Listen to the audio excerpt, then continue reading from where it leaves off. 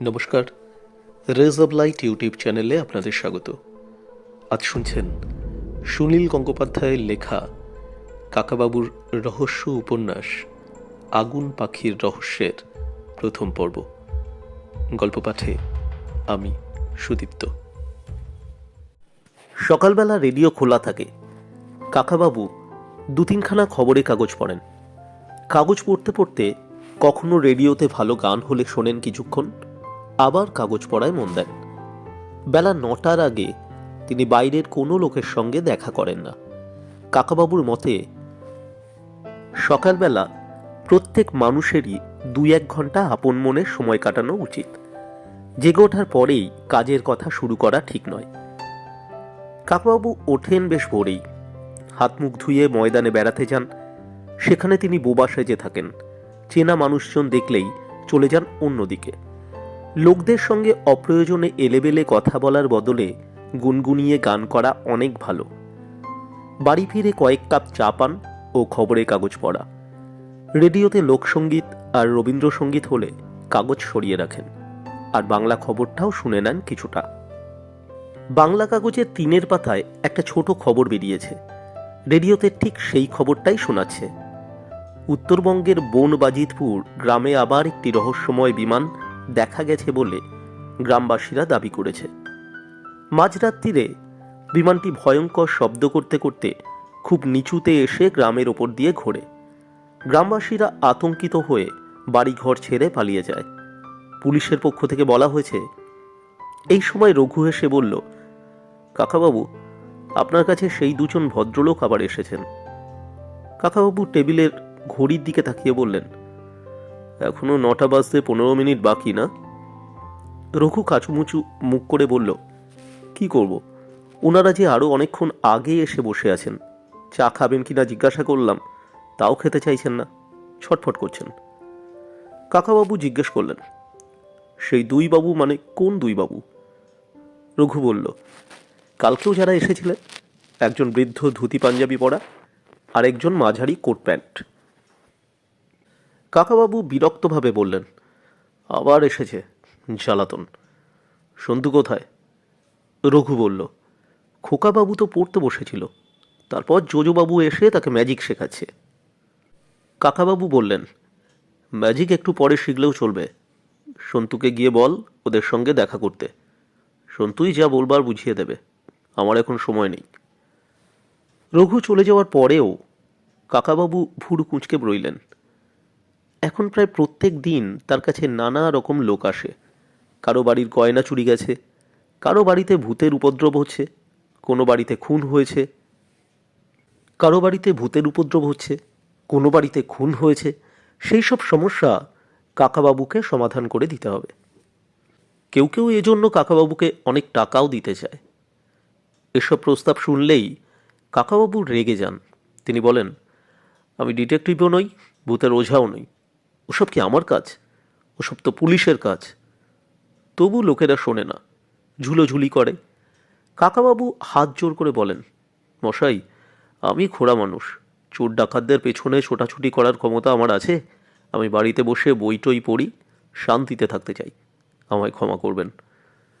কাকাবাবু আর সন্তুর কয়েকটা অভিযানের কথা অনেকে জেনে গেছে, তাই লোকের ধারণা হয়েছে যে কাকাবাবু অসাধ্য সাধন করতে পারেন। কাল এই 2 ভদ্রলোক এসেছিলেন একটা অত্যন্ত সাধারণ ব্যাপার নিয়ে। ওদের বাড়ির 19 বছরের একটি ছেলে নিরুদ্দেশ হয়ে গেছে। তাকে কেউ জোর করে ধরে নিয়ে যায়নি, সে নিজেই চলে গেছে বাড়ি ছেড়ে।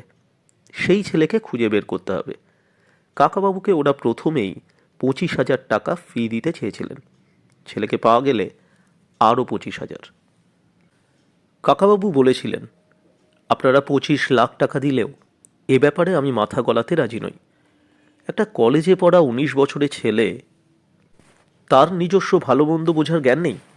সে যদি বাড়ি ছেড়ে চলে গিয়ে বোম্বেতে ফিল্ম স্টার হতে চায়, কিংবা হিমালয়ে গিয়ে সাধু হতে চায়, কিংবা দেশের কাজে প্রাণ দিতে চায়, তাতে আমি বাধা দেব কেন? তবু নাছোড়বান্দা লোক দুটি আজ আবার এসেছেন। রেডিওর খবরটা পুরোপুরি শোনা হলো না। রহস্যময় বিমানটির কথা বাংলা কাগজে ছাপা হয়েছে বটে, কিন্তু রেডিওতে পুলিশের বক্তব্য শোনানো হচ্ছিল সেটা কাগজে নেই। বাংলা কাগজে লিখেছে যে বিমানটির গা থেকে আগুনের ফুলকি বেরোচ্ছিল। নিজস্ব সংবাদদাতার ধারণা সেটা সাধারণ বিমান নয়, মহাকাশযান। কাকাবাবু অস্ফুট স্বরে বললেন, ইউএফও। রঘু সিঁড়ি দিয়ে 3 তলায় উঠে গেল সন্তুকে ডাকতে। সন্তুকে সে খুব বাচ্চা বয়স থেকে দেখছে বলে সে এখনও তাকে খোকাবাবু বলে ডাকে। বন্ধুদের সামনে এই ডাক শুনলে সন্তু রেগে যায়। শুধু খোকা বললে আপত্তি ছিল না, অনেক বয়স্ক লোকেরও ডাকনাম হয় খোকা, কিন্তু খোকাবাবু শুনলেই মনে হয় না বাচ্চা ছেলে। গত বছর নেপাল থেকে ফেরার পর রিনি ইয়ার্কি করে বলেছিল খোকাবাবুর প্রত্যাবর্তন হলো তাহলে। 3 তলায় একটাই মাত্র ঘর। এই ঘরখানা সন্তুর নিজস্ব, পাশে অনেকখানি খোলা ছাদ। খুব গরমকালে রাত্রিরে সন্তু একটা মাদুর পেতে এই ছাদে শুয়ে থাকে, মেঘের খেলা দেখে, কিংবা নক্ষত্রদের দিকে তাকিয়ে কোটি কোটি মাইল দূরে তার মন চলে যায়। এখন ঘরের মধ্যে জোজো তাকে তাস অদৃশ্য করার ম্যাজিক দেখাচ্ছে। রঘু দরজার কাছে এসে খোকাবাবু বলে ডাকতে গিয়েও চেপে গেল। বলল, এই যে একবার নিচে যাও, কাকাবাবুর সেক্রেটারি হয়েছ যে, কালকে সেই 2 জন ভদ্রলোক এসেছেন, তাদের মিষ্টি মুখে বিদায় করতে হবে। সন্তু কিছু বলার আগেই জোজো বলল, লোক বিদায় করতে হবে? আমি ওই কাজটা দারুণ পারি, তুই মুখ খুলবি না সন্তু, যা বলার আমি বলবো। বসবার ঘরে বৃদ্ধ ভদ্রলোকটি ম্লান মুখ করে বসে আছেন সোফায়, আর অন্য লোকটি দাঁড়িয়ে আছেন জানলার কাছে, তার মুখে একটা ছটফটে ভাব। জোজো ঘরে ঢুকে বলল, নমস্কার, আমি মিস্টার রাজা রায়চৌধুরীর ফার্স্ট সেক্রেটারি, আর এ ডেপুটি সেক্রেটারি। আপনাদের কি দরকার বলুন? মাঝবয়সী লোকটি বললেন, রাজা রায়চৌধুরী মানে কাকাবাবুর সঙ্গে দেখা হবে না? জোজো বলল, উনি তো রাশিয়ার প্রেসিডেন্টের সঙ্গে ফোনে কথা বলছেন, ব্যস্ত আছেন। তাছাড়া আমাদের সঙ্গে অ্যাপয়েন্টমেন্ট না করলে তো ওর সঙ্গে দেখা করা যায় না। ভদ্রলোক সন্তু আর জোজোর মুখের দিকে তাকিয়ে তারপর জোজোর চোখে চোখ রেখে বললেন, তুমি নিশ্চয় সন্তু, তোমার কথা অনেক শুনেছি। তুমি ভাই কাকাবাবুকে একটু বুঝিয়ে বলবে, আমরা খুব বিপদে পড়েছি। সন্তু বাড়িতে হাফ প্যান্ট আর টি শার্ট পরে থাকে, জোজোর তুলনায় তাকে ছোট দেখায়।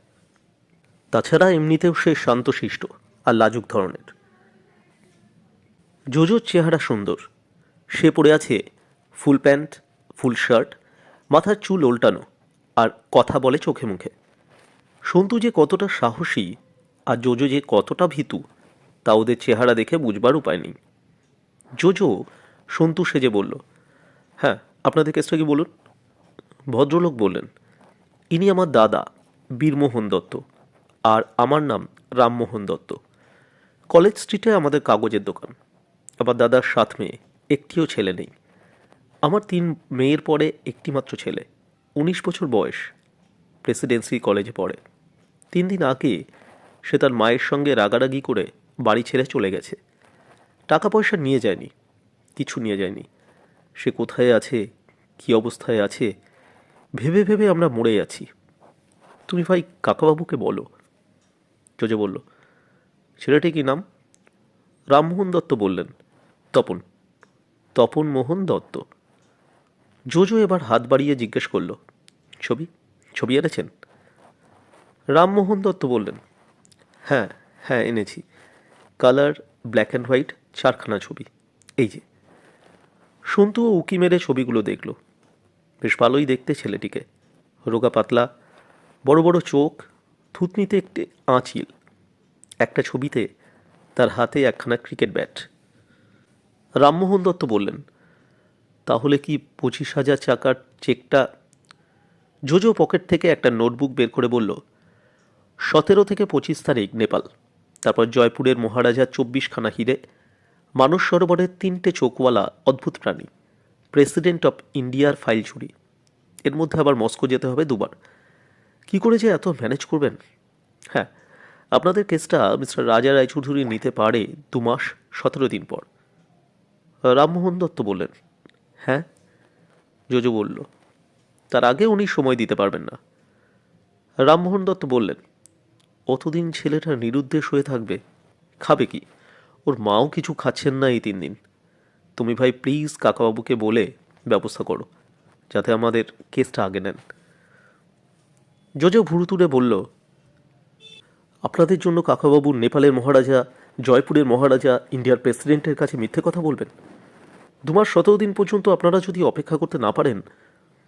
বীরমোহন দত্ত এতক্ষণ পর বললেন, তবে আর এখানে বসে থেকে লাভ কি রামু, চল পুলিশের কাছেই যাই। এই সময় আরও 2জন ভদ্রলোক দরজার কাছে এসে জিজ্ঞেস করলেন, রাজা রায়চৌধুরী আছেন? আমাদের বিশেষ দরকার। জোজো বলল, আপনাদের কি কেস? খুন, নিরুদ্দেশ, চুরি? ওদের মধ্যে একজন বললেন, কাল রাত্রিরে আমাদের বাড়িতে একটা খুন হয়েছে। সে আমাদের বাড়ির কেউ নেই, ছাদে পড়ে আছে ডেড বডি। জোজো জিজ্ঞেস করল, ছেলে না মেয়ে? ভদ্রলোক বললেন, মেয়ে। জোজো বলল, আপনাদের বাড়ি কেউ নয়, তাহলে ডেড বডি ছাদে কী করে এলো? ভদ্রলোক বললেন, সেইটাই তো রহস্য, আমরা কিছুই বুঝতে পারছি না। জোজো বলল, 2 মাস 17 দিন। বীরমোহন আর রামমোহন দত্ত চলে যেতে গিয়েও থমকে দাঁড়িয়ে এদের কথা শুনছিলেন। এই নতুন ভদ্রলোকও রামমোহন দত্তর মতনই বললেন, হ্যাঁ। জোজো গম্ভীরভাবে বলল, আপনাদের বাড়ির ওই রহস্যের সমাধান যদি মিস্টার রাজা রায়চৌধুরীকে দিয়ে করাতে চান, তাহলে 2 মাস 17 দিন অপেক্ষা করতে হবে। তার আগে পর্যন্ত উনি বুকড, একটুও সময় নেই। এই দত্তবাবুদের জিজ্ঞাসা করে দেখুন। সবাই চলে যাওয়ার পর দরজা বন্ধ করে দিয়ে জোজো বলল, ভাবছি আমি নিজেই একটা ডিটেকটিভ এজেন্সি খুলব। সন্তু বলল, সেটা বোধহয় তুই ভালোই পারবি। জোজো বলল, আমি যদি কাকাবাবু হতাম তাহলে দত্তদের কাছ থেকে 25,000 টাকার অ্যাডভান্সটা নিয়ে নিতাম। ও ছেলেটা তো 2-1 দিনের মধ্যেই ফিরে আসবে, বোঝা যাচ্ছে। সন্তু বলল, তুই কোনোদিন কাকাবাবুর মতো হতে পারবি না, সেই জন্য কেউ তোকে আগে থেকেই 25,000 টাকা দিতেও চাইবে না। এ কথাটা গায়ে না মেখে জোজো কথা ঘুরিয়ে বলল, 10-10টা দিদি, ওরে বাপরে, আমি তপন দত্ত হলে আমিও বাড়ি ছেড়ে পালাতাম। সন্তু হেসে বলল, বেশি দিদি থাকা তো ভালোই, ঘুরে ঘুরে সব দিদিদের বাড়িতে খাওয়া যায়। জোজো বলল, 10টা দিদি মানে 10খানা জামাইবাবু, সেটা ভুলে যাচ্ছিস? সবাই মিলে কত উপদেশ দেবে। সিঁড়ি দিয়ে ওরা উঠে এলো দোতলায়। কাকাবাবু জিজ্ঞেস করলেন, চলে গেছে তো? জোজো বলল, শুধু ওরা নয়, আরও নতুন ক্লায়েন্ট এসেছিল কাকাবাবু, তাদেরও বিদায় করে দিয়েছি। সন্তু বলল, কাকাবাবু তুমি জোজোকে তোমার প্রাইভেট সেক্রেটারি রাখতে পারো, দারুণভাবে ম্যানেজ করলো। জোজো সন্তুর দিকে ফিরে বলল, টেকনিকটা বুঝলি তো? কাউকেই মুখের উপর না বলতে নেই। কাকাবাবু পারবেন না কিংবা রাজি নন তা বলতে হলো না। কাকাবাবু জোজোর মুখের সব শুনে খুব হাসতে লাগলেন। ড্রয়ার খুলে 2টো চকোলেট বের করে 2জনকে দিয়ে বললেন, জোজো আমাকে এরকমভাবে রোজ বাঁচালে তো ভালোই হতো, কিন্তু পড়াশুনো ফেলে রোজ সকালে তো আর এখানে এসে বসে থাকতে পারবে না। আমি ভাবছি কয়েকদিনের জন্য কলকাতা ছেড়ে পালাবো। সন্তু, তোর এখন পড়াশুনোর চাপ কীরকম? আমার সঙ্গে কোচবিহার যাবি? জোজো সঙ্গে সঙ্গে জিজ্ঞেস করল, কোচবিহারে মহারাজা আপনাকে নেমন্তন্ন করেছেন বুঝি? কাকাবাবু বললেন, না হে জোজোবাবু, কোনো মহারাজার টহারাজার সঙ্গে আমার আলাপ নেই। আমাকে তারা নেমন্তন্ন করবেনই বা কেন? আমি যাচ্ছি বেড়াতে, সেই সঙ্গে খানিকটা কৌতূহলও মিটিয়ে আসা যাবে। তুমি ইউএফও কাকে বলে জানো? জোজো এমনভাবে সন্তুর দিকে তাকালো যেন এইসব সহজ প্রশ্নের উত্তর সে নিজে দেয় না, তার সহকারীর ওপর ভার দেয়। সন্তু বলল, আনআইডেন্টিফাইড ফ্লাইং অবজেক্ট। কাকাবাবু বললেন, পৃথিবীর নানা জায়গায় নাকি এগুলো দেখা যায়। কেউ কেউ বলে উড়ন্ত চাকি, চৌকো, লম্বা, গোল, অনেক রকমের হয়। আকাশে একটুক্ষণ দেখা দিয়েই মিলিয়ে যায়। অনেকের ধারণা ওগুলো পৃথিবীর বাইরে থেকে আসে, কিন্তু আজ পর্যন্ত কেউ একটারও ছবি তুলতে পারেনি।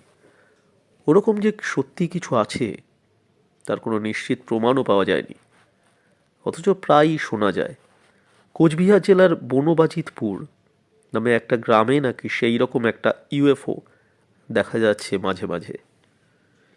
সন্তু বলল, এত জায়গা থাকতে হঠাৎ এই রকম একটা গ্রামে কেন ইউএফও আসবে? কাকাবাবু বললেন, সেটাও একটা প্রশ্ন তো বটেই। সে গ্রামের লোক নাকি 2-3 বার দেখেছে, সেটার বর্ণনাও দিয়েছে।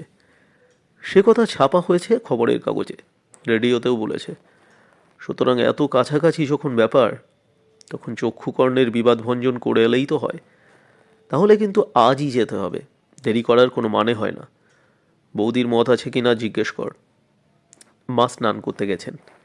সন্তু উঠে এলো নিজের ঘরে জিনিসপত্র গুছিয়ে নেওয়ার জন্য। মা বাবা আপত্তি করবেন না, তা সন্তু জানে।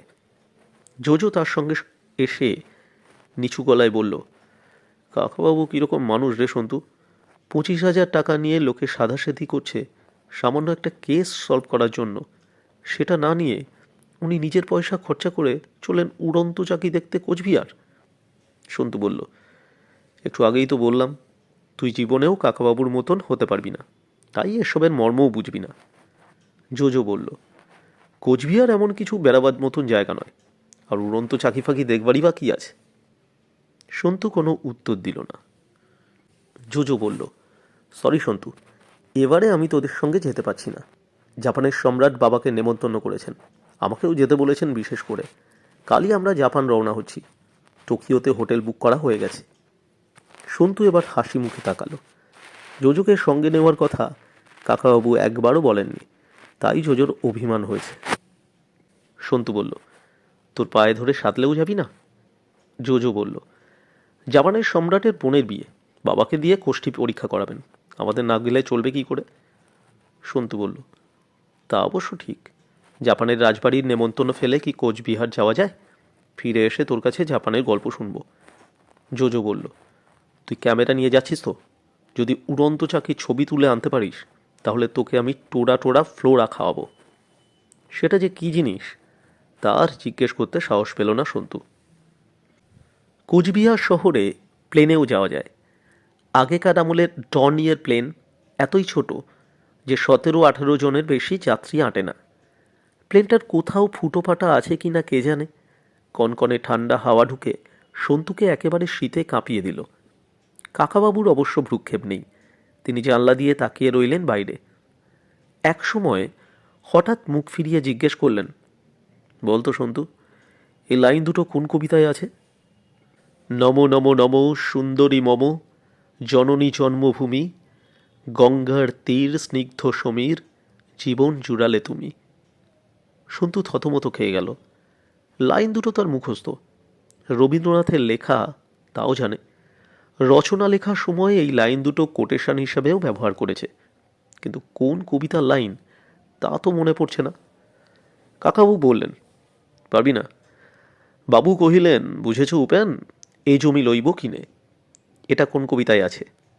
সন্তু লজ্জা পেয়ে বলল, 2 বিঘা জমি। কাকাবাবু আবার জিজ্ঞেস করলেন, আমাদের এই বাংলাদেশকে নিয়ে কি কি কবিতা আছে বলতে পারিস? সন্তু আকাশ পাতাল ভাবতে লাগলো। কেউ জিজ্ঞেস করলে মনে পড়ে না, অথচ এরকম অনেক কবিতা পড়েছে সে। হঠাৎ মুখ চোখ উজ্জ্বল করে সে বলল, ধনধান্য পুষ্পভরা আমাদের এই বসুন্ধরা, তাহার মাঝে আছে দেশ এক, সকল দেশের সেরা। কাকাবাবু বললেন, হ্যাঁ, ডিএল রায়ের এই গানটা আছে বটে, কিন্তু এর মধ্যে বাংলা কিংবা বাংলাদেশ নামটা কোথাও নেই। আমাদের ছেলেবেলায় আরেকটা গান খুব জনপ্রিয় ছিল, বঙ্গ আমার জননী আমার, ধাত্রী আমার, আমার দেশ, কেন গো মা তোর শুষ্ক নয়ন, কেন গো মা তোর রুক্ষ কেশ। কাকাবাবু প্রায় জোরে জোরে গাইতেই শুরু করে দিলেন গানটা। প্লেনের মধ্যে সবাই চুপচাপ মুখ বুজে বসে থাকে, কিংবা পাশের লোকের সঙ্গে ফিসফিসিয়ে কথা বলে। কেউ গান গায় না। অনেক যাত্রী ঘাড় তুলে এদিকে তাকাচ্ছে। সন্তুর অস্বস্তি বোধ হলো, কিন্তু কাকাবাবুর কোনো ভ্রুক্ষেপ নেই। খানিকটা গাইবার পর তিনি বললেন, প্লেন থেকে যতবার নিজের দেশটাকে দেখি, আমার কেমন যেন একটা দুঃখ দুঃখ ভাব আসে মনের মধ্যে। এমন সুন্দর আমাদের দেশ, অথচ মানুষ কত কষ্টে আছে, কত দারিদ্র। ককপিটের দরজা খুলে মাথায় টুপি পরা সুন্দর চেহারার একজন লোক এই দিকে এগিয়ে এলো। কাকাবাবুর দিকে তার দৃষ্টি। সন্তু ভাবল, এই রে, লোকটি নিশ্চয়ই কাকাবাবুর গান গাইবার জন্য আপত্তি জানাতে এসেছে। লোকটি ওদের কাছেই এসে থামল, তারপর নিচু হয়ে হাত বাড়িয়ে খুঁজতে লাগলো কি যেন। কাকাবাবু নিজের ভাবে বিভোর হয়েছিলেন। চমকে গিয়ে বললেন, আরে কে? ওহো, অরিন্দম, তুমি এই প্লেনের পাইলট বুঝি? থাক থাক, পায়ে হাত দিতে হবে না। অরিন্দম তবু কাকাবাবুর পা ছুঁয়ে প্রণাম করে বলল, অনেকদিন পর আপনাকে দেখলাম, এদিকে কোথায় যাচ্ছেন? কাকাবাবু বললেন, এ প্লেন তো আর কোচবিহারের পরে যাবে না, কোচবিহারেই যাচ্ছি। তুমি ককপিট ছেড়ে উঠে এলে কি করে? অরিন্দম বলল, কো পাইলট আছে, ভয় পাবেন না। কোচবিহারে যাচ্ছেন? ওখানকার রাজা নেমন্তন্ন করেছেন বুঝি? কাকাবাবু সন্তুর দিকে তাকিয়ে হেসে বললেন, দেখছিস, আমি যে সে লোক নই। সবাই ভাবে রাজা মহারাজারা আমাকে হরদম ডাক পাঠায়। তারপর অরিন্দমের দিকে ফিরে বললেন, না হে, সেসব কিছু না, এমনি যাচ্ছি কোচবিহারে বেড়াতে। তাছাড়া আমি যতদূর জানি, কোচবিহারের রাজা রানীরা এখন সবাই থাকেন কলকাতায়। ওখানকার দারুণ সুন্দর রাজবাড়িটা নষ্ট হয়ে যাচ্ছে। অরিন্দম বলল, এই যে একেবারে সামনের সিটে যিনি বসে আছেন, তিনি এখানকার বড় রাজকুমার। আপনার সঙ্গে আলাপ করিয়ে দেব? কাকাবাবু বললেন, না না, কোনো দরকার নেই, আমি নিরিবিলিতে 2-4টে দিন এদিকে কাটিয়ে যেতে চাই। অরিন্দম ফিরে গেল ককপিটে। তার একটু পরেই প্লেনটা নামতে লাগলো নিচের দিকে। বেশ একটা ঝাঁকুনি দিয়ে মাটি স্পর্শ করল। জিনিসপত্র ফেরত পেতে বেশি সময় লাগলো না। অরিন্দম নিজে কাকাবাবুর সুটকেসটা বয়ে নিয়ে যেতে যেতে বলল, ইস, আগে জানলে আমি ছুটি নিয়ে আপনার সঙ্গে কয়েকটা দিন কাটিয়ে যেতে পারতাম এখানে। আমাকে এই প্লেন নিয়েই ফিরে যেতে হবে একটু বাদে। এয়ার স্ট্রিপের বাইরে একটা বাস আর 2-1খানা গাড়ি রয়েছে, আর এক ঝাঁক পুলিশ। কাকাবাবু জিজ্ঞেস করলেন, এখানে এত পুলিশ কেন? অরিন্দম বলল, আজ একজন মন্ত্রীর ফেরার কথা আছে শুনেছি। মন্ত্রী থাকলে পুলিশ থাকবেই।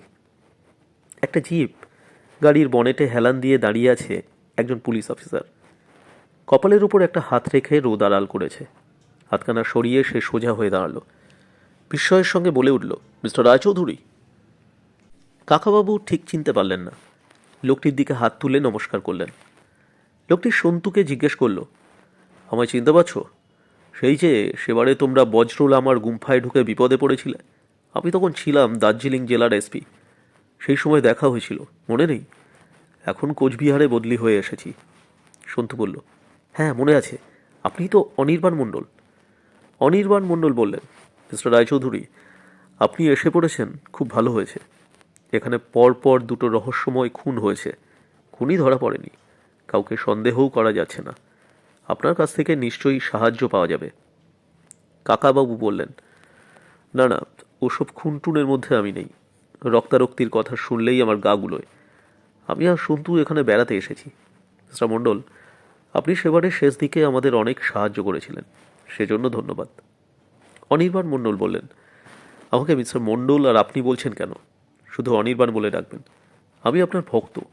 কোচবিহারে বেড়াতে এসেছেন, উঠবেন কোথায়? সার্কিট হাউসে। আগে থেকে বুক করা আছে? না, তা নেই। কেন, সেখানে জায়গা পাওয়া যাবে না? অনেক আগে থেকে সব ঘর বুক থাকে। আমার সঙ্গে চলুন, একটা কিছু ব্যবস্থা হয়ে যাবে। সেখানে না হয় আমার বাংলোতে থাকবেন, তাতে আমি বেশি খুশি হব। অরিন্দম বলল, তাহলে কাকাবাবু আর সন্তুকে আমি মিস্টার মণ্ডলের হাতে সমর্পণ করলাম। আমি এবার চলি। ওদের সুটকেস দুটি এসপি সাহেবের জিপে তোলা হলো। সামনের সিটে ড্রাইভারের পাশে বসে আছে একজন বডিগার্ড। সন্তু আর কাকাবাবু বসলেন পেছনে। গাড়ি চালাতে শুরু করার পর সন্তু জিজ্ঞেস করল, বজ্রল আমার গুম্ফায় যে ফুটফুটে ছোট্ট ছেলেটি ছিল, ওখানে সবাই বলতো তার বয়স নাকি 300 বছর। সেই ছেলেটি এখন কেমন আছে? অনির্বাণ বলল, সে ভালোই আছে। তাকে একবার দিল্লিতে রাষ্ট্রপতির কাছে নিয়ে যাওয়া হয়েছিল। তবে শেষ যা খবর পেয়েছি, ওই ছেলেটির যে বিশেষ একটা শক্তি ছিল, মাঝে মাঝে ওর শরীরে বিদ্যুতের তরঙ্গ বইত। ওকে ছুলে ইলেকট্রিক শক খাওয়ার মতন মনে হতো। সে শক্তিটা ওর নষ্ট হয়ে গেছে, আর ও কাউকে ছুঁয়ে দিলে কিছুই হয় না। ও এখন গুম্ফার পাঠশালায় পড়াশুনো করছে অন্য ছাত্রদের সঙ্গে। সন্তু বলল, সত্যিই কি কেউ 300 বছর বাঁচতে পারে? অনির্বাণ বলল, বাইবেলে ম্যাথুসেলা নামে একজনের কথা আছে। সে কিছুতেই মরতে চায়নি, 300 বছর আয়ু চেয়েছিল। কাকাবাবু বললেন, মহাভারতেও তো যযাতির কথা আছে। রাজা যযাতি চেয়েছিলেন অনন্ত যৌবন। খুব বেশি দিন বেঁচে থাকাটা মোটেই ভালো নয়। নতুন নতুন যেসব ছেলে মেয়ে জন্মাবে তাদের জন্য এই পৃথিবীকে জায়গা ছেড়ে দিতে হবে না? সার্কিট হাউসে পৌঁছে দেখা গেল সত্যিই কোনো ঘর খালি নেই। শুধু সবচেয়ে ভালো ঘরখানি কোনো মন্ত্রী ধরনের ভিআইপির জন্য বন্ধ করা থাকে। অনির্বাণ মণ্ডলের আদেশে সেই ঘরখানাই খুলে দেওয়া হলো। খাবার দাবারেরও সব ব্যবস্থা হয়ে যাবে। অনির্বাণ বলল, তাহলে আপনারা এখন বিশ্রাম নিন। এদিকে কোথাও বেড়াতে যাওয়ার প্ল্যান আছে? তাহলে আমি গাড়ির বন্দোবস্ত করে দিতে পারি। কাকাবাবু বললেন, কাছাকাছি কোনো জঙ্গলে ঘুরে আসতে চাই। একটা গাড়ি পেলে তো ভালোই হয়। অনির্বাণ বলল, বিকেলেই গাড়ি পাঠাবো। চিলাপাতা ফরেস্টের দিকে যদি যান, পথেই পড়বে পায়রাডাঙ্গা নামে একটা জায়গা। সেখানে পরশু রাতেই একটা ডেড বডি পাওয়া গেছে একটা মস্ত বটগাছের ওপরের দিকের ডালে। লোকটি ওই গ্রামের এক দোকানদার। কোনো কারণে রাত্রির বেলা একা বাইরে বেরিয়েছিল। গাছে উঠে কিন্তু আত্মহত্যা করেনি, সেরকম কোনো চিহ্ন নেই। কিছু একটা জিনিস দেখে সাংঘাতিক ভয় পেয়েছিল মনে হয়, তাই গাছে উঠে পড়েছিল। কি দেখে সে অত ভয় পেতে পারে? বাঘ বা হাতি বা সাপ যদি হয়, ওসব দেখতে এখনকার মানুষ অভ্যস্ত। গাছে উঠতে আর তেমন ভয় নেই। কিন্তু লোকটা সেখানে বসেও ভয়েই মরে গেছে। কাকাবাবু বললেন, আবার ওই কথা। খুন জখম আর অস্বাভাবিক মৃত্যুর কথা শুনতে আমার একটুও ভালো লাগে না। তোমাদের মতন পুলিশদেরই কাজ এই সব সমস্যার সমাধান করা। সন্তু জিজ্ঞেস করল, লোকটি ইউএফও দেখে ভয় পায়নি তো? অনির্বাণ মণ্ডল দরজার কাছে দাঁড়িয়েছিল। এবার ভেতরে এসে একটা সোফায় বসে পড়ে বলল, ইউএফও? ওহো, এবার বুঝেছি। সন্তু কাকাবাবুর হঠাৎ কেন কোচবিহারে আগমন। ইউএফও রহস্য। তারপর সে হা হা করে জোরে হেসে উঠল। কাকাবাবু বললেন, এখানকার ইউএফওর খবর কাগজে ছাপা হয়েছে, রেডিওতেও বলেছে। এ ব্যাপারে তোমাদের পুলিশের বক্তব্য কি শুধু অট্টহাসি?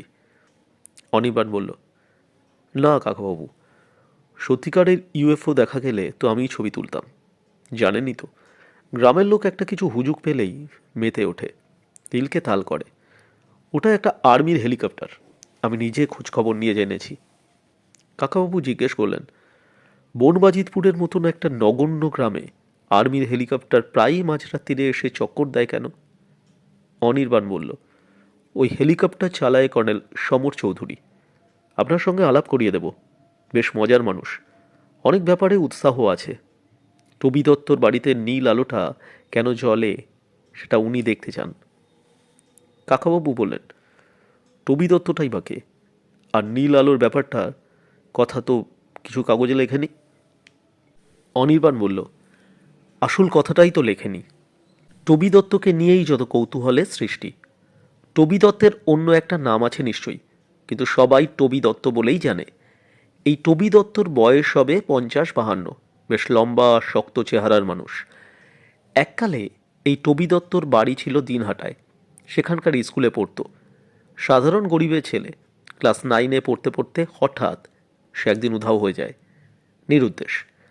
তারপর 35 বছর কেটে গেছে, কেউ তার কোনো খোঁজ খবর পায়নি। হঠাৎ গত বছর সে ফিরে এসেছে এখানে।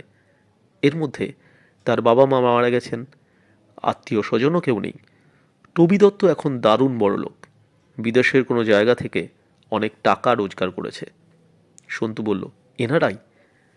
কাকাবাবু বললেন, আজকাল সব কিছুর সংক্ষেপে নাম দেওয়া চালু হয়ে গেছে, কোনটা যে কী তো অনেক সময় বোঝা যায় না। এনারাই মানে যে ভারতীয়কে বিশ্বাস করা যায় না, তাই না? নন রিলায়েবল ইন্ডিয়ান। অনির্বাণ হেসে বলল, এনআরআই মানে সবাই জানে নন রেসিডেন্ট ইন্ডিয়ান, যে ভারতীয় বিদেশে থাকে। তবে এক্ষেত্রে আপনার দেওয়া মানেটাই বোধহয় ঠিক।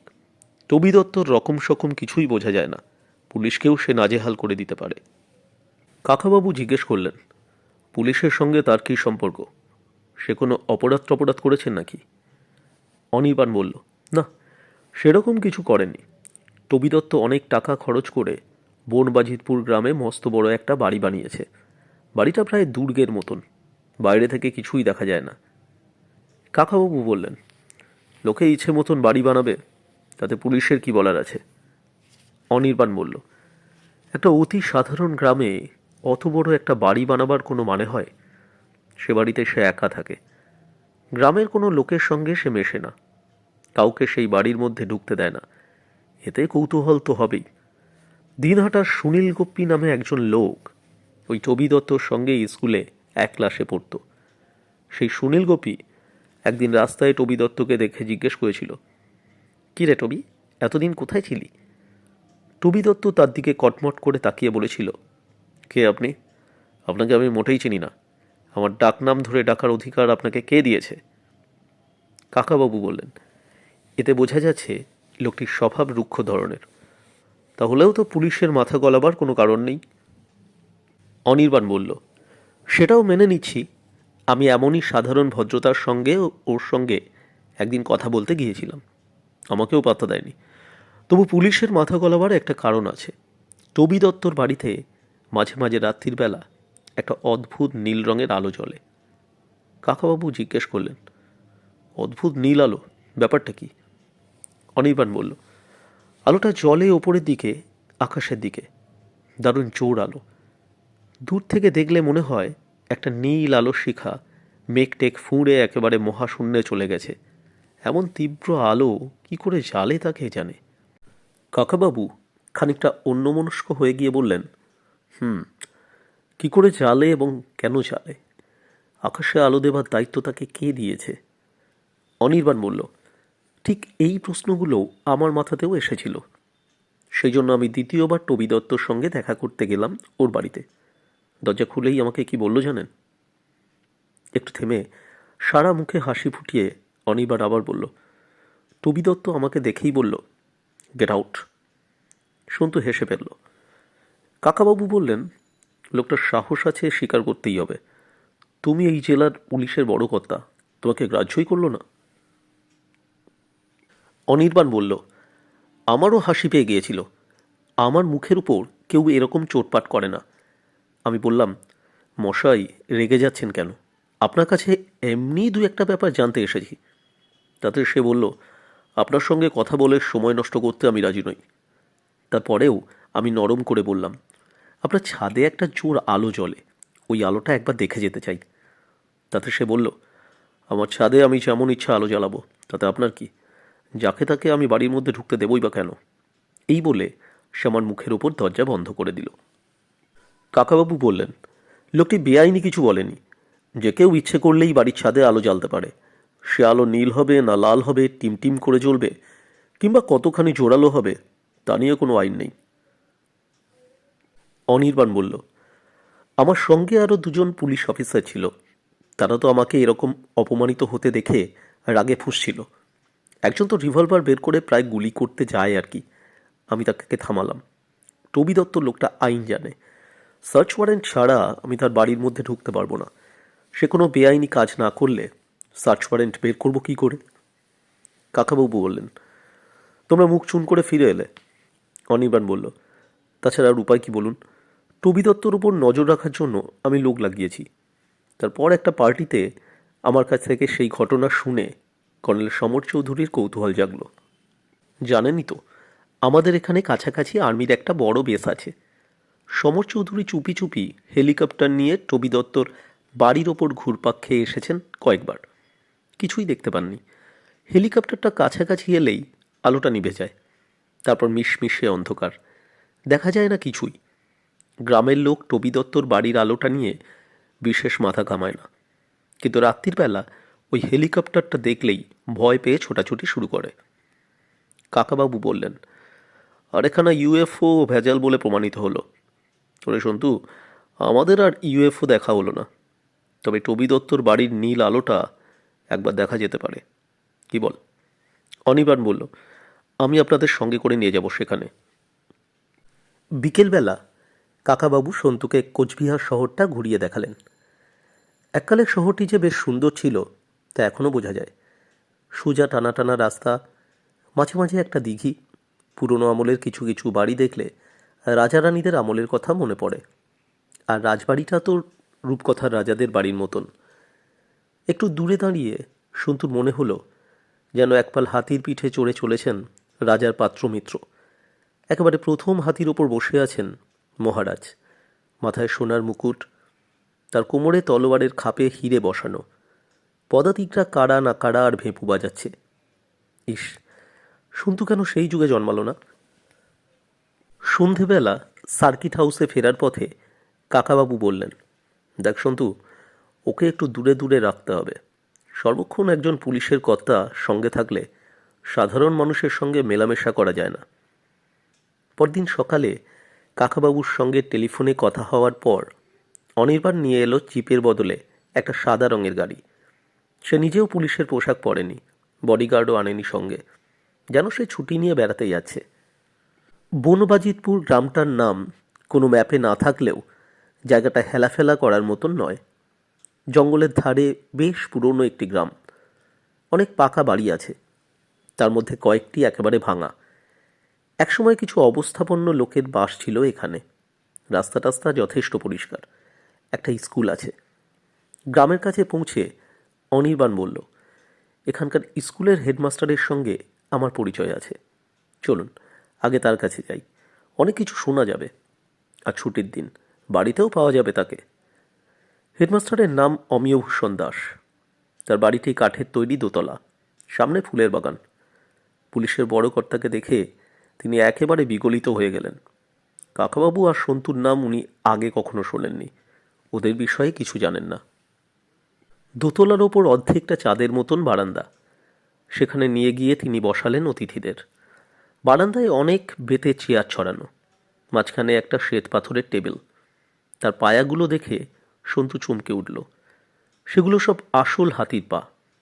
সন্তুর মনোযোগ দেখে অমিয়ভূষণ বললেন, আমার ছোট ভাই চা বাগানে কাজ করে, সে ওই টেবিলটা পাঠিয়েছে। অনির্বাণ জিজ্ঞেস করল, বলুন অমিয়বাবু, এখানকার নতুন খবর কি? অমিয়ভূষণ বললেন, এখানকার থানার দারোগা কাল এসে বলে গেল, রাত্রিবেলা যে জিনিসটা এখানকার আকাশে ঘুরপাক খায় সেটা নাকি হেলিকপ্টার। গ্রামের মানুষ বিশ্বাস করছে না। হেলিকপ্টার তো অনেক আগেই দেখেছে। এখানে যেটা আসে সেটা থেকে আগুনের ফুলকি বেরোয়, তারপর হঠাৎ একসময় অদৃশ্য হয়ে যায়। অনির্বাণ বলল, গ্রামের লোকরা যাই বলুক, আপনার কি মনে হয়? অমিয়ভূষণ বললেন, আমার অনিদ্রা রোগ আছে, তাই ঘুমের ওষুধ খেয়ে ঘুমোতে হয়। আমি বার দুয়েক দেখেছি। আমি কিন্তু জিনিসটা না দেখার আগে হেলিকপ্টারের কথাই ভেবেছিলাম, কিন্তু চোখে দেখলাম অন্য রকম। যেন একটা উড়ন্ত হাঙর সারা গায়ে আলো ঝলসাচ্ছে, আর মাথা ও লেজের কাছ থেকে বেরোচ্ছে ফোয়ারার মতন আগুনের ফুলকি। হেলিকপ্টার তো এরকম হয় না। অনির্বাণ বলল, জিনিসটা এখানে 3 রাত্রির এসেছে। এখানকার আর্মির একজন কর্নেল সেই 3বারই হেলিকপ্টার নিয়ে এখানে এসেছেন, সেটা আমি চেক করেছি। অমিয়ভূষণ ভুরু কুঁচকে বললেন, 3বার? না তো, অন্তত 5-6বার এসেছে। হ্যাঁ, 5বার তো নিশ্চয়ই। কাকাবাবু বললেন, আর্মির হেলিকপ্টার ছাড়াও আবার অন্য কিছু আসে নাকি? অনির্বাণ বলল, তা সম্ভব নয়, এদের ভুল হচ্ছে, 3বারই এসেছে। মাস্টারমশাই, টুবি দত্তর খবর কি? ছাদে এখনো সেই নীলালো জ্বলে? অমিয়ভূষণ বললেন, তা জ্বলে। আমার মনে হয় কি জানেন, টুবি দত্ত কোনো বৈজ্ঞানিক পরীক্ষা করে, অন্য কোনো গ্রহের প্রাণীদের সঙ্গে যোগাযোগ করতে চায়। অনির্বাণ জিজ্ঞাসা করল, অন্য কোনো গ্রহে প্রাণী আছে তাহলে? অমিয়ভূষণ বললেন, নেই। সে কি মশাই, আকাশে লক্ষ কোটি গ্রহ নক্ষত্র আছে, তার আর কোথাও মানুষ নেই কিংবা অন্য প্রাণী নেই, শুধু পৃথিবীতেই আছে? অনির্বাণ তাড়াতাড়ি ক্ষমা চাওয়ার ভঙ্গিতে বলল, না না, আমি তা বলিনি। এত গ্রহ নক্ষত্রের মধ্যে অনেক রকম প্রাণী তো থাকতেই পারে, কিন্তু এ পর্যন্ত পৃথিবীর আর কোনো বৈজ্ঞানিক কোনো সন্ধান পাননি। টুবি দত্ত জেনে গেল, আলো জ্বালিয়ে তাদের ডাকছে। অমিয়ভূষণ বললেন, হতেও তো পারে। একটা কথা ভাবুন তো, টুবি দত্ত যদি সত্যিই এটা আবিষ্কার করে ফেলতে পারে, তাহলে আমাদের কোচবিহারের কত নাম হয়ে যাবে। সারা পৃথিবীর বড় বড় বৈজ্ঞানিকরা এখানে ছুটে আসবেন। এই সময় একজন কাজের লোক বাড়ির ভেতর থেকে নারকুল গুঁড়ো দিয়ে চিড়ে ভাজা মাখা আর চা নিয়ে এলো। কাকাবাবু চামচে করে খানিকটা চিড়ে ভাজা মুখে দিয়ে বললেন, বাহ, দিব্যি খেতে তো। অমিয়বাবু, আপনার বাড়িতে আর কে কে আছেন? অমিয়ভূষণ বললেন, এখন বাড়ি প্রায় খালি। আমার স্ত্রী স্বর্গে গেছেন। আমার ছোট ভাইয়ের কথা তো বললাম, চা বাগানে কাজ করে। এখন আমার সঙ্গে থাকে শুধু আমার ছোট মেয়ে মনিকা। কাকাবাবু বললেন, ভারী সুন্দর বাড়িটা আপনার। আপনাদের গ্রামটাও নিরিবিলি ছিমছাম, আমার বেশ পছন্দ হয়েছে। ইচ্ছে করছে এখানে 3-4 দিন থেকে যাই। গ্রামে থাকার তো সুযোগ হয় না, এখানে হোটেল কিংবা ডাকবাংলাও নেই। আপনার বাড়িতে একখানা ঘর পেতে পারি কয়েকদিনের জন্য, কিছু ভাড়াও অবশ্যই দেব। অমিয়ভূষণ জিভ কেটে বললেন, ছি ছি ছি, ভাড়ার কথা তুলছেন কেন? আপনারা অতিথি হয়ে থাকবেন, আমাদের গ্রামে যে থাকতে চাইছেন, এটাই তো আমাদের সৌভাগ্য। কাকাবাবু অনির্বাণের দিকে ফিরে বললেন, তাহলে আমাদের সুটকেস দুটো সার্কিট হাউস থেকে আনাতে হবে যে। অনির্বাণ বলল, সে আমি ফিরে গিয়ে পাঠিয়ে দেব। তাহলে এখন চলুন, টবি দত্তর বাড়ির চারপাশটা একবার ঘুরে দেখি, তারপর সমর চৌধুরীর সঙ্গেও আপনার আলাপ করিয়ে দেব। বিকেলবেলা এখানে চলে আসবেন। কাকাবাবুরা তখনকার মতন বিদায় নিলেন অমিয়ভূষণের কাছ থেকে। গাড়িতে উঠে কাকাবাবু বললেন, আসবার সময় একটা ব্রিজ পার হয়ে এসেছি। এই গ্রামের পাশে একটা নদী আছে, চলো সেই নদীটার ধারে গিয়ে একটু বসি। অনির্বাণ জিজ্ঞাসা করল, টবি দত্তর বাড়ি দেখতে যাবেন না? কাকাবাবু বললেন, না, শুধু শুধু বাড়িটা দেখে কি হবে, রাত্রির বেলা আলোটা দেখব। নদীর ধারে গিয়ে কি করবেন? কিছু করব না, নদীটা দেখব। সব সময়ই কিছু না কিছু করতে হবে নাকি? গাড়িটা নিয়ে আসা হলো নদীর ধারে। সরু নদী, দুপাশে বড় বড় পাথর, মাঝখান দিয়ে বয়ে চলেছে স্বচ্ছ জল, স্রোত আছে। সন্তু কাছে গিয়ে এক আঁচলা জল তুলে নিয়ে দেখল বেশ ঠান্ডা। কাকাবাবু একটা পাথরের ওপর বসে ক্রাচ দুটো নামিয়ে রেখে বললেন, আমাদের ছোট নদী চলে আঁকে বাঁকে, বৈশাখ মাসে তার হাঁটু জল থাকে। এর পরের লাইনগুলো কি বলতো অনির্বাণ? অনির্বাণ বলল, এই রে, আমি তো বাংলা কবিতা পড়িনি, আমার ইংলিশ মিডিয়াম ছিল। কাকাবাবু বললেন, বাঙালি ছেলে হয়ে তুমি এই কবিতাটাও জানো না? সন্তু, তুই বলতে পারবি? সন্তু বলল, হ্যাঁ, পার হয়ে যায় গরু, পার হয় গাড়ি, দুই ধার উঁচু তার, ঢালু তার পাড়ি। কাকাবাবু বললেন, ওই দেখ তো, এখন কে নদী পার হচ্ছে? অনির্বাণ চমকে উঠে বলল, ওই তো টবি দত্ত। নদীতে হাঁটু জলের বেশি নেই, হেঁটে নদী পার হয়ে আসছে একজন লম্বা মতন মানুষ। গায়ের রং কালো, মাথার চুল কাঁচা পাকা, জিন্সের ওপর লাল রঙের গেঞ্জি পরা। হাতের মাসল দেখলেই বোঝা যায় লোকটির গায়ে প্রচুর শক্তি আছে। লোকটির সঙ্গে একটি কুকুর, খুব বড় নয়, মাঝারি, কান দুটো ঝোলা, গায়ে প্রচুর চকোলেট রঙের লোম। কুকুরটা মহা আনন্দে জলের উপর দিয়ে লাফাচ্ছে ঝাঁপাচ্ছে। টবি দত্ত কাকাবাবুদের বেশ কাছাকাছি এপারে এসে উঠল। এদের দিকে তাকালো না একবারও। এখানে যে কয়েকজন মানুষ রয়েছে তা যেন গ্রাহ্যই করছে না সে। তার খালি পা, প্যান্ট হাঁটু পর্যন্ত গোটানো, কাঁধে ঝুলছে একটা ব্যাগ। টবি দত্ত ডান দিক গিয়ে হাঁটতে লাগলো নদীর ধার দিয়েই। কুকুরটাও সঙ্গে সঙ্গে গেল খানিকটা, তারপর হঠাৎ ফিরে এলো। জলের ধারে দাঁড়িয়ে আছে সন্তু। কুকুরটা হিংস্রভাবে ডাকতে ডাকতে তেড়ে গেল সন্তুর দিকে। সন্তু প্রথমবার বুঝতে পারেনি, হাসি মুখেই তাকিয়েছিল কুকুরটার দিকে, হাত বাড়িয়েছিল আদর করবার জন্য, কিন্তু কুকুরটা ঝাঁপিয়ে পড়ে কামড়াতে গেল তাকে। সন্তু এক ঝটকায় ঠেলে দিল কুকুরটাকে। সেটা একবার উল্টে ডিগবাজি দিয়েই আবার উঠে সন্তুর বুকের দিকে এক লাফ দিল। অনির্বাণ উঠে দাঁড়িয়ে বলল, এ কি, কুকুরটা পাগল হয়ে গেল নাকি? টবি দত্ত থমকে গিয়ে ফিরে দাঁড়িয়েছে। অনির্বাণ চেঁচিয়ে বলল, ও মশাই, আপনার কুকুর সামলান, ছেলেটাকে কামড়ে দেবে যে। সন্তুর সঙ্গে কুকুরটার রীতিমতো লড়াই শুরু হয়ে গেছে। কুকুরটা যাতে দাঁত বসাতে না পারে সেজন্য ওর পেটে ঘুষি মেরে মেরে দূরে ঠেলে দিচ্ছে। কুকুরটাও ফিরে আসছে সঙ্গে সঙ্গে। সন্তুর হাত বা পায়ে নয়, মুখেই কামড়ে দিতে চায় কুকুরটা। কাকাবাবু প্যান্টের পকেটে হাত দিয়ে সোজা হয়ে বসে আছেন।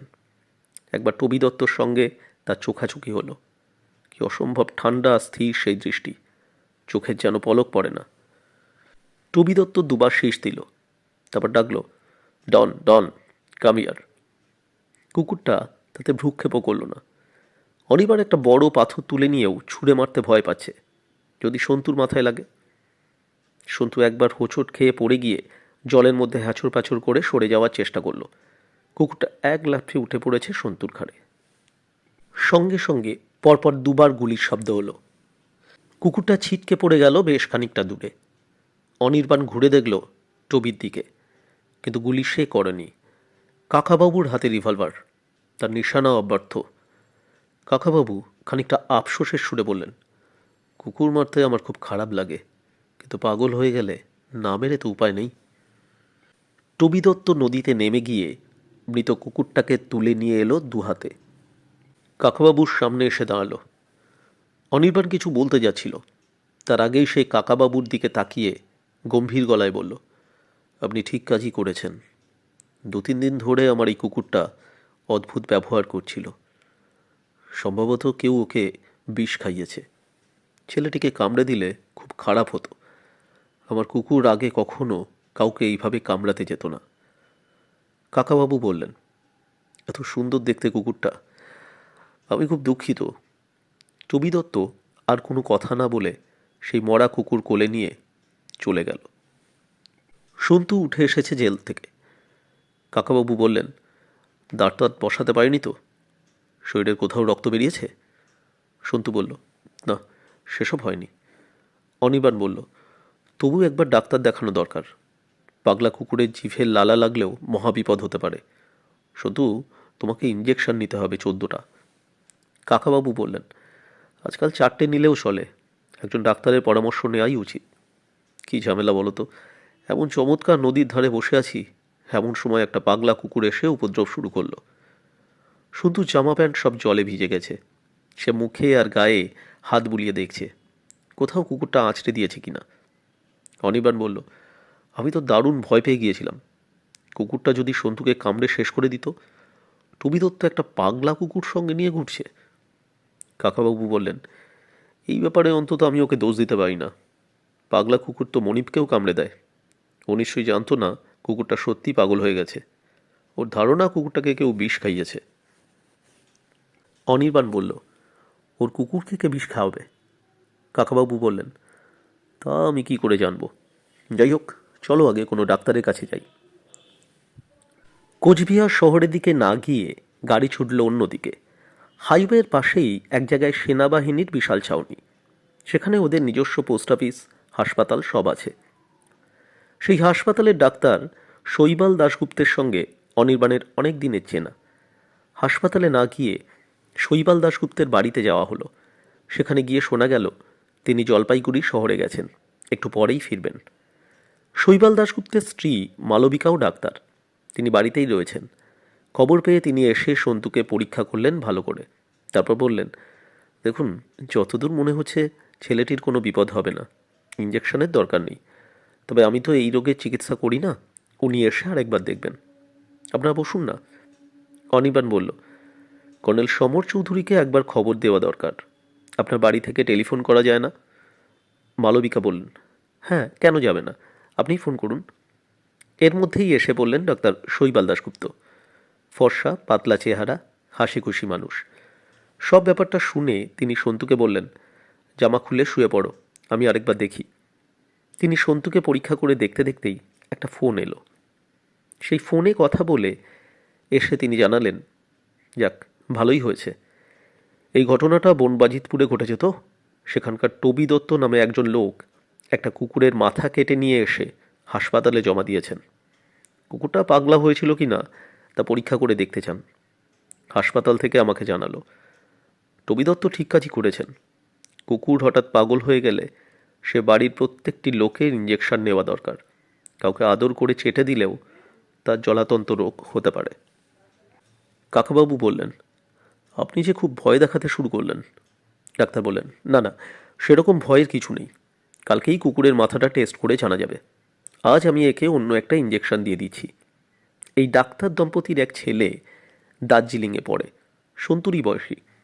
মালবিকা দাশগুপ্ত সন্তুর ভিজে জামা প্যান্ট ছাড়িয়ে জোর করে নিজের ছেলের প্যান্ট শার্ট পরিয়ে দিলেন। সন্তুর গায়ে দিব্যি ফিট করে গেল। তবে অন্য লোকের জামা টামা পরলে নিজেকেও অন্যরকম মনে হয়। অনির্বাণ এর মধ্যে ফোন করল কর্নেল সমর চৌধুরীকে। তিনি সবাইকেই অনুরোধ করলেন তার বাড়িতে চলে আসতে, ওখানেই দুপুরের খাওয়া দাওয়া হবে। ডাক্তার দম্পতি সেখানে যেতে চান না, তাদের অন্য কাজ আছে। সমর চৌধুরী টেলিফোনে ওদের সঙ্গেও কথা বললেন, তবু মাপ চেয়ে নিলেন ওরা। একটু পরেই আরেকটা ফোন এলো। রিসিভার তুলে একটুক্ষণ কথা বলেই রেখে দিলেন শৈবাল দাশগুপ্ত। মুখটা বিকৃত করে বললেন, আবার একটা খুনের কেস এসেছে হাসপাতালে, একজন লোককে গলা মুচড়ে মেরে ফেলা হয়েছে। অনির্বাণ বলল, তৃতীয় খুন?